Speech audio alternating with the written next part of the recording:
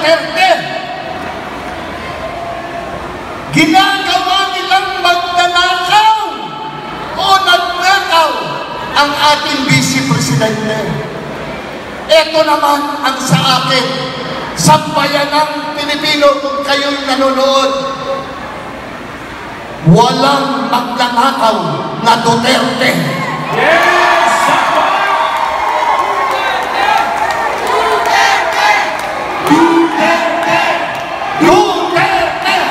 Hey, hey, hey, Mr. Epectivo, Duterte sa Senado, Mr. Epectivo, Pilit Salvador Senado, hey, hey, hey, Mr. Epectivo, Duterte sa Senado, Mr. Epectivo, Pilit Salvador Senado, hey, hey, hey, Mr. Epectivo, Duterte sa Senado, Mr. Epectivo, Pilit Salvador Senado, hey, hey, Mr. Epectivo, Duterte sa Senado, Mr. Epectivo, Pilit Salvador Senado, hey, hey, hey,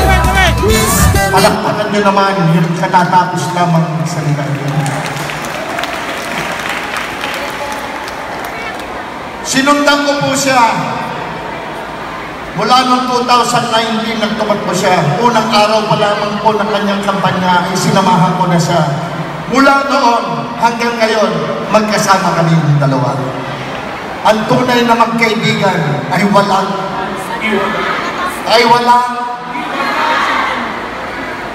kahit kailan po hindi ko iniwan yung taong yan.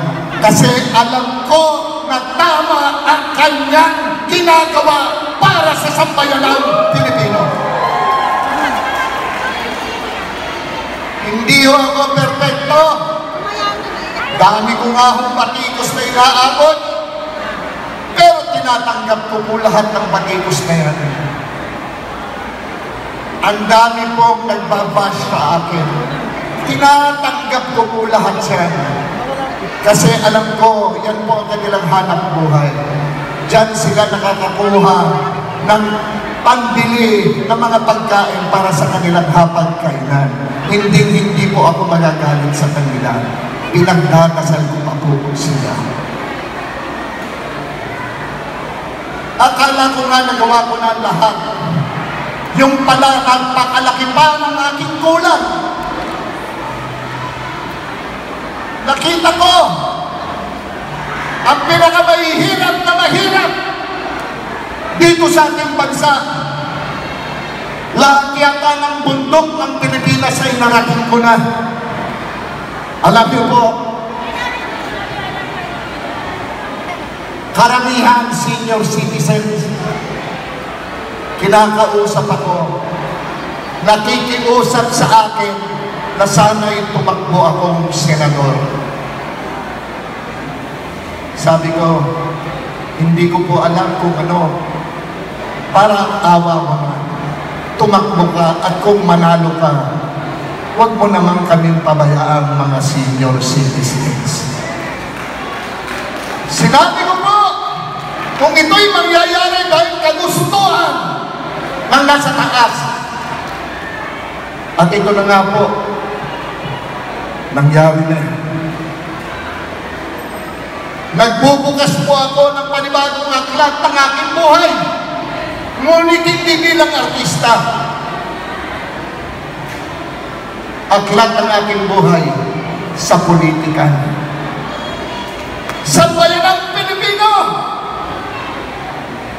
Kung ako'y sinuportahan naman, maaari po ba kung umabot muli sa inyong lahat na makuha ang inyong suporta?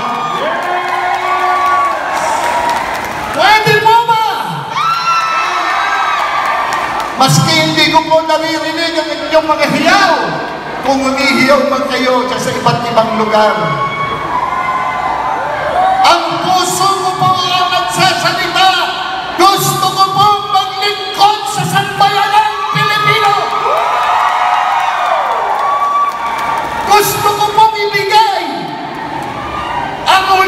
tukso ng aking buhay sa paglilingkod sa sambayan ng Pilipino.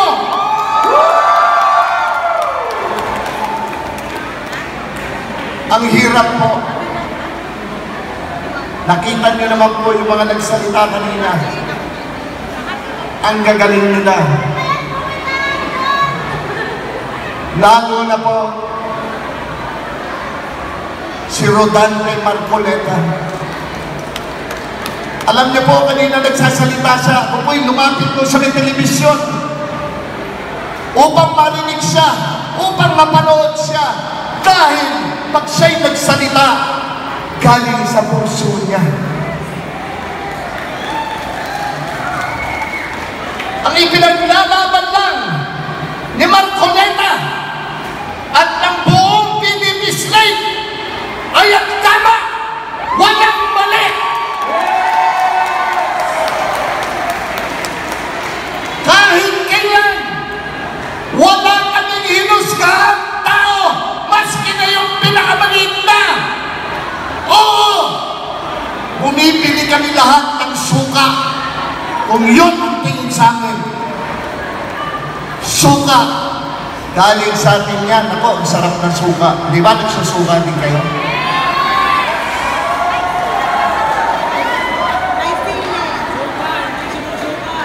Nakinig ako kay Rodante Marcoleta kanina. Narinig niyo naman ang ginawa nung nandun. Sino? Sino yung grupo?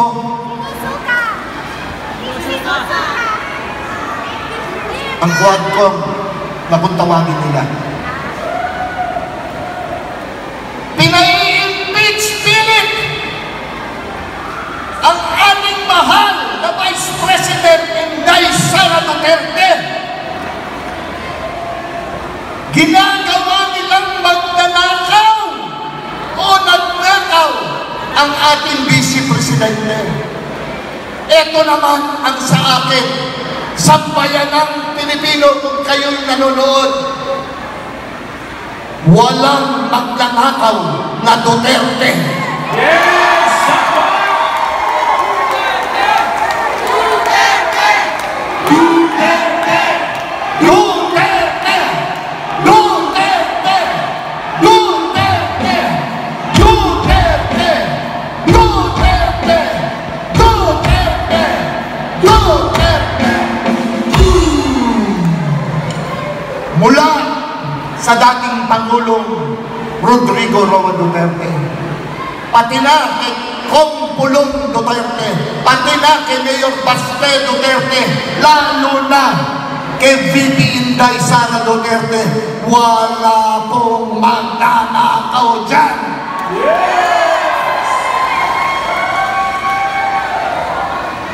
How can that be? Ang pinanggalingan nila ay isang magandang binhi. Ang pinanggalingan nilang ugat na nananalintay sa kanilang buhay, sa kanilang katawan, ay ugat ng dating Pangulong Rodrigo Roa Duterte.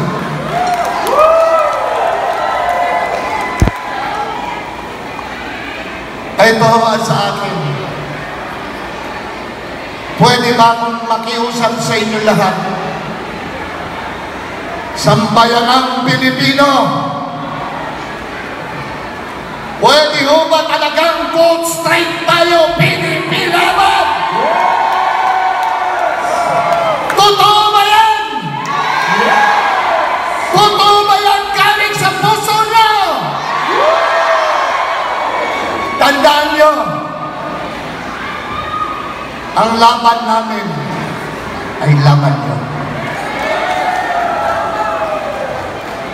Ang aking pong advokasya, peace and order.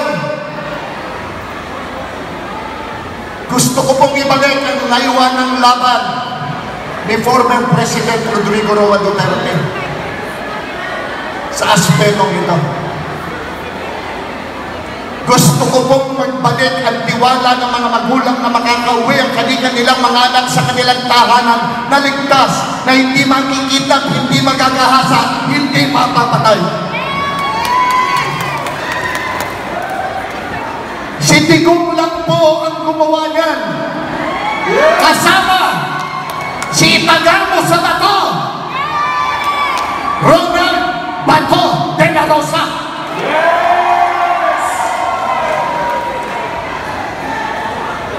Pangalawa, trabaho para sa mga Pilipino. Yan po ang dapat natin bigyan pansin. Ang magkatrabaho ang ating mga kapatid na Pilipino. Kasi po, napapag-iwanan. Naghihikaw sila. Ang gusto lang nila, sana magkahanap buhay ako. Sana magkahanap buhay kami mag-asawa. Para maitaguyod namin ang aming pamilya. Kung hindi tayo kikilos, kung hindi tayo makakagawa ng batas, na matibay na batas, para sa mga Pilipino na magkatrabaho, ano na mangyayari sa Pilipinas? Ano na mangyayari?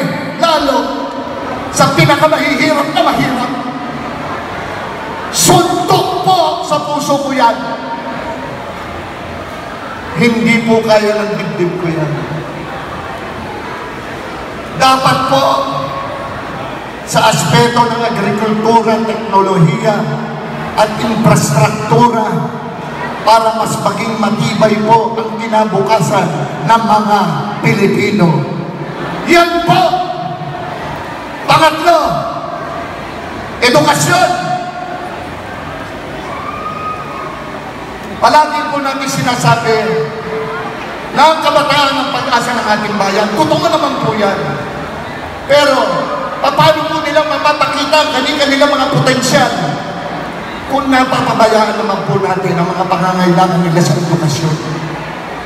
Sa pribadong eskwelahan o pribadong paaralan, ang mamahal ng libro, ng notebooks, ng iba't iba pang gamit nila, lalo ng matrikula. Sa pampubliko naman pong paaralan, marami tayong guro. Marami. Pero kulang tayo sa class buildings. Kulang tayo sa classrooms. Sa isang classroom, sa isang silid-aralan, 80 hanggang 90 estudyante nasa loob. Yung iba sa pagod na papaupo na lamang sa sahig. Yung iba maghapon na katayo. Paano sila matututo? Nararamdaman niyo ba ang sinasabi ko? Pasensya na kayo. I'm a very passionate person. Gusto ko pong matugunan ito. Gusto ko pong maiayos ang kinabukasan ng mga kabataan natin, lalo na mga estudyante. Dapat po mapalakas ang pondo para sa edukasyon. Yes! Para ang pampublikong paaralan madagdagan ng mga class buildings at classrooms. Dapat po ang mga libro sa public schools, ang mga libro po ay dapat libre na. Ang mga kagamitan, pang-eskwelahan, pang-publiko, dapat libre na!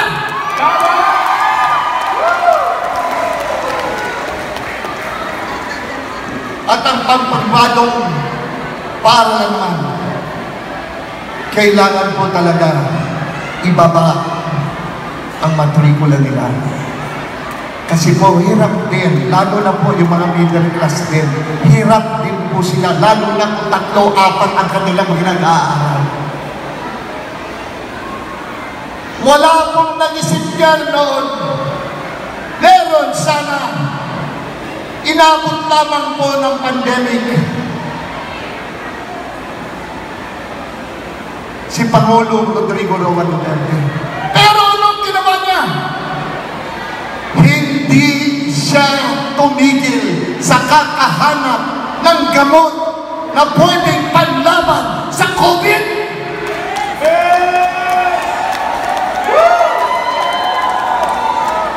Walang tulong ang ating presidente noon. Nagtatrabaho hanggang alas 6, alas 7 ng umaga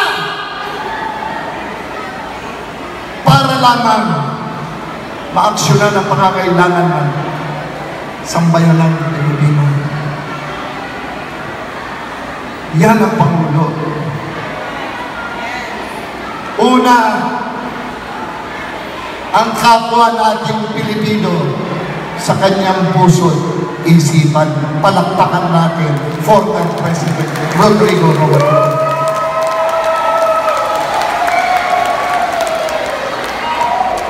Hindi ko na ho makakabayan. Pero tandaan nyo, binanggit ko kanina mga senior citizen. Ay, ito na ako, kandidato bilang senador. Tandaan nyo, hindi ko papabayaan ang mga senior citizens. Ang hiling nila sa akin, sana daw tumaas naman ang kanilang pensyon. Yan po ay gagawin ko kung ako'y mananalo. At isa pa ang gagawin ko, libre ang gamot ng mga senior citizen. Ipaglalaban ko yan. Ako po si Felix Salvador, hindi abogado, hindi doktor, hindi engineer, ako isang artista. Isang artista magiging epektibong maglingkod at magserbisyo sa sambayanang Pilipino. Kandidato bilang senador ng PDP Laban, numero 58 sa Balotan. Maaari nyo po bang makuha muli ang inyong suporta? Maaari nyo po ba iboto straight ang PDP Laban Senatorial? Jimmy Pondo, numero 10 sa Balotan. Ronald Bato de la Rosa, number 22 sa Balotan. Mr. Malasake, ang tanging vision at servisyo, Bongo, numero 28 sa Balotan. Ang representante ng Western Visayas, Atty. J.B. Himlo, numero 30 sa Balotan. Ang kasunod, Pangasinan naman, matibay, matapang, matalino, ipaglalaban kayong mga Pilipinong kapatid natin. Atty. Raul Lampino, numero 34 sa Balotan. Ang susunod, ang pinakamagaling na mambabatas na nakita at nakilala, Congressman, soon to be Senator, Rodante Marcoleta, numero 38 sa Balotan. Ang susunod po, ang ganyan, Pastor Apollo Quimolon, numero 53 sa Balotan. Ang susunod, isang matatanda ang gagawin. Guwapo din, palaban din. Atty. Vic Rodriguez, numero 56 sa Balotan. At ang panghuli, ang inyong Kuya Ibe, numero 58 sa Balotan. Magandang gabi po sa ating lahat. At mabuhay ang Pilipinas!